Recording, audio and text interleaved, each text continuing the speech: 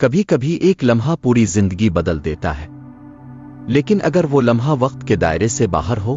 علی نے اپنی آنکھیں کھولیں تو سورج کی کرنیں اس کے چہرے سے ٹکرا رہی تھیں۔ وہ ہڑبڑا کر اٹھ بیٹھا، پسینے سے بھیگا اس کا چہرہ اور تیزی سے دھڑکتا دل کسی آنے والے طوفان کی خبر دے رہا تھا۔ کمرے میں سناٹا تھا، مگر فضا میں ایک عجیب بے چینی گھل گئی تھی۔ اس کی نظر دیوار پر ٹنگی اس پرانی تصویر پر پڑی جس میں وہ اپنے والد کے ساتھ کھڑا تھا۔ وہی والد جو 10 سال قبل ایک رات اچانک گھر سے نکلے اور پھر کبھی واپس نہ آئے۔ ہمیں کچھ پتہ نہیں چلا، لیکن علی کا دل کبھی اس بات پر یقین نہ کر سکا۔ اسے ہمیشہ لگا جیسے اس کے والد کے جانے کے پیچھے کوئی بہت بڑا راز چھپا ہے۔ علی نے بستر سے اٹھ کر کھڑکی کی طرف دیکھا۔ باہر زندگی معمول کے مطابق رواں تھی، لیکن اس کے اندر ایک طوفان برپا تھا۔ والد کی تصویر، ماں کی خاموشی اور اس کی اپنی بے چینی، سب کچھ جیسے ایک نامکمل جملہ ہو جس کا مفہوم ابھی باقی ہو۔ کالج جاتے ہوئے اس کا ذہن الجھا ہوا تھا۔ ہر اجنبی چہرے میں وہ ایک اشارہ تلاش کرتا جو اسے والد کے راز کے قریب لے جائے، اور پھر جیسے قسمت نے پکارا ہو وہ بوڑھا شخص سامنے آ کھڑا ہوا۔ بیٹا، تمہارے والد زندہ ہیں، لیکن خطرے میں۔ بوڑھے کی آنکھوں میں ایک چمک تھی، جیسے وہ برسوں سے کسی سچ کا بوجھ اٹھائے پھرتا ہو۔ اس نے کانپتے ہاتھوں سے ایک پرانا خط نکالا۔ یہ خط تمہارے والد کا ہے۔ علی نے خط کھولا، لفظوں نے جیسے روح کو چھو لیا۔ اگر تم یہ پڑھ رہے ہو تو یاد رکھو، ہر چیز تمہاری آنکھوں کے سامنے ہے، لیکن صرف دیکھنے والے ہی سچ جان سکتے ہیں۔ خط کے نیچے ایک پتا درج تھا، ایک پرانی کوٹھی جو شہر کے شمالی حصے میں جنگل کے کنارے پر واقع تھی۔ وہ کوٹھی برسوں سے بند تھی۔ زینب جو نہ صرف سمجھدار تھی بلکہ بہادر بھی۔ علی نے جب خط دکھایا تو اس کی آنکھوں میں بھی وہی سوال تھا جو علی کے دل میں تھا، آخر والد کے ساتھ ہوا کیا تھا؟ ہمیں وہاں جانا ہوگا علی، جو کچھ بھی ہے ہمیں سچ سامنے لانا ہے۔ اور وہ دونوں نکل پڑے۔ رات کا اندھیرا جنگل پر چھا چکا تھا۔ علی کی گاڑی دھیرے دھیرے اس کچی سڑک پر چل رہی تھی جو اس پرانی کوٹھی کی طرف جاتی تھی۔ زینب برابر بیٹھی تھی، دونوں کے دل تیزی سے دھڑک رہے تھے مگر خاموش تھے۔ ان کا اعتماد خوف سے بڑا تھا۔ یہی ہے، زینب نے اشارہ کیا۔ علی نے دروازہ دھکیلا اور حیرت انگیز طور پر وہ آہستہ سے کھل گیا۔ کوٹھی کے اندر قدم رکھتے ہی ایک ٹھنڈی لہر جسم سے ٹکرائی۔ دیواروں پر پرانے فریم، فرش پر گرد اور فضا میں ایک پرانی خوشبو، جیسے وقت یہاں رک گیا ہو۔ وہ صندوق کہاں ہو سکتا ہے؟ دونوں نے گھر کے کمرے چھاننے شروع کیے۔ آخرکار تہ خانے کے دروازے کے پیچھے چھپی ایک لکڑی کی سیڑھی ملی جو نیچے اندھیرے میں جا رہی تھی۔ نیچے پہنچ کر ان کے سامنے ایک بند صندوق تھا، زنگ آلود مگر محفوظ۔ علی نے جھک کر اسے کھولا اور جیسے وقت رک گیا۔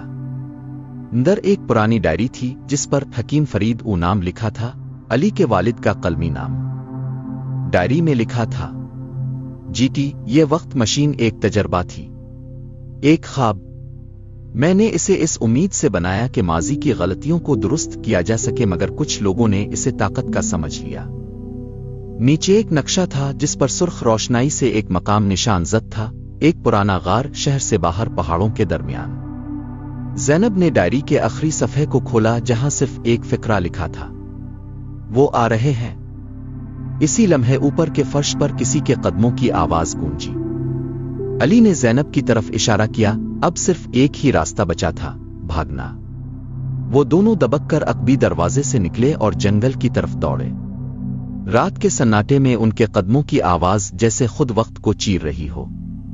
پیچھے سے چیخ سنائی دی، رکو، وہ بھاگ رہے ہیں، ہم زیادہ دیر نہیں بچ سکتے، زینب نے سانس لیتے ہوئے کہا۔ غار بس تھوڑا ہی آگے ہے، علی نے نقشہ دیکھتے ہوئے کہا۔ چند ہی لمحوں بعد دونوں ایک بڑے پتھر کے پیچھے چھپے۔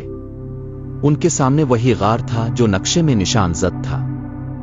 اس سے پہلے کہ وہ اندر داخل ہوتے، دو سائے اچانک سامنے آ گئے۔ ڈائری ہمیں دے دو ورنہ انجام برا ہوگا، ایک کی آواز دھیمی مگر خطرناک تھی۔ علی نے ہاتھ مضبوطی سے مٹھی میں بند کیا جس میں ڈائری تھی۔ اگلے لمحے وہ دونوں دوڑتے ہوئے غار میں داخل ہو گئے۔ سامنے ایک شخص کھڑا تھا، लंबे सफेद कोट में उम्र रसीदा मगर आंखों में एक मानूस सी चमक। मैं डॉक्टर शफीक हूं, तुम्हारे वालिद के पुराने साथियों में से एक। डॉक्टर शफीक ने एक धीमी मुस्कुराहट के साथ कहा, तुम्हारे वालिद जिंदा हैं अली, और वो वक्त के दायरे में कैद हैं। वक्त एक दरवाजा है लेकिन चाबी तुम हो। डॉक्टर शफीक ने एक फाइल अली की तरफ बढ़ाई। ये मुकम्मल तहकीक है तुम्हारे वालिद की। उन्होंने वक्त में सफर करने का नजरिया पेश किया। तो मेरे वालिद ने ये सब इंसानियत के फायदे के लिए बनाया था।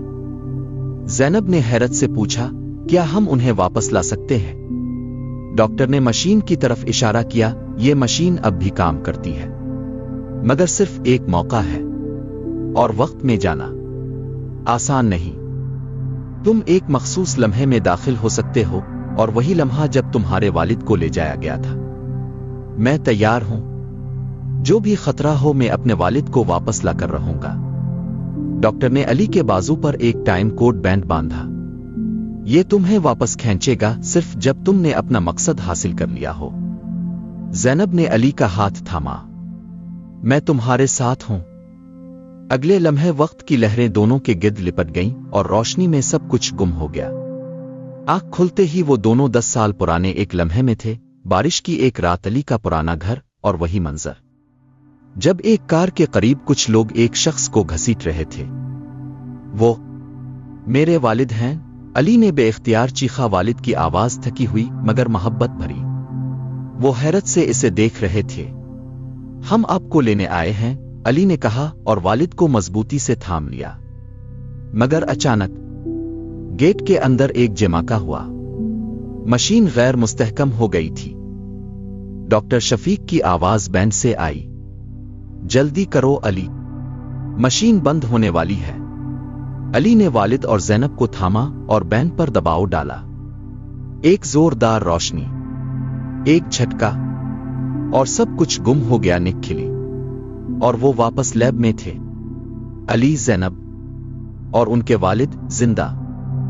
वालिद ने बताया कि उनकी तहकीक दरअसल एक खुफिया बैन अल-अक़वामी तंजीम के लिए की जा रही थी। तंजीम का मकसद था वक्त में तब्दीली लाकर आलमी ताकतों का कंट्रोल हासिल करना।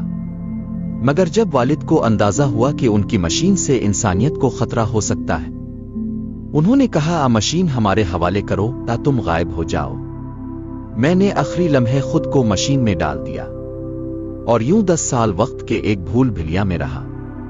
अली ने आहिस्ता से कहा, और अब क्या वो लोग अब भी हमारे पीछे हैं?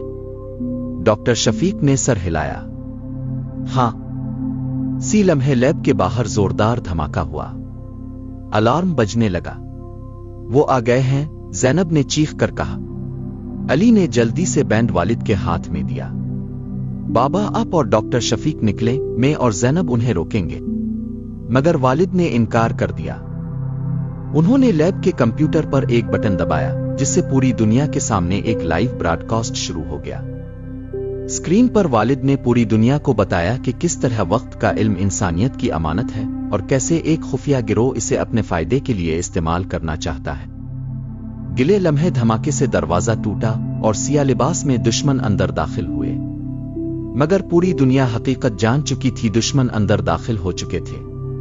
सिया यूनिफॉर्म, जदीद हथियार और आंखों में वही सर्द खून। मगर इस बार अली और उसका खानदान सिर्फ छुपने के लिए नहीं थे।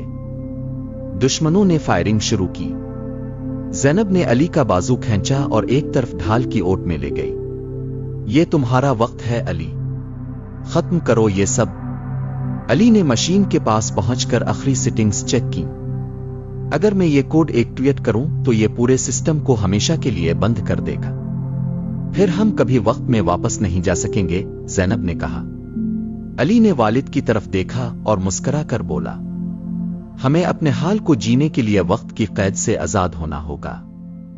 इसने बटन दबाया। रोशनी फट गई, आवाजें मांद पड़ गईं। मशीन जल उठी। लैब में सिर्फ खामोशी थी। दुश्मन गायब थे। मशीन जल चुकी थी। कंप्यूटर बंद और सिर्फ इंसान बाकी रह गए थे, जिंदा, आजाद और वक्त के गुलाम नहीं। अली ने बाहर निकलते हुए आसमान की तरफ देखा। ये नया सूरज सिर्फ हमारे लिए नहीं, हर इस इंसान के लिए है جس نے سچائی کے لیے قربانی دی۔ زینب نے اس کا ہاتھ تھاما۔ ہم نے وقت کو نہیں بدلا علی، ہم نے خود کو بدل لیا ہے۔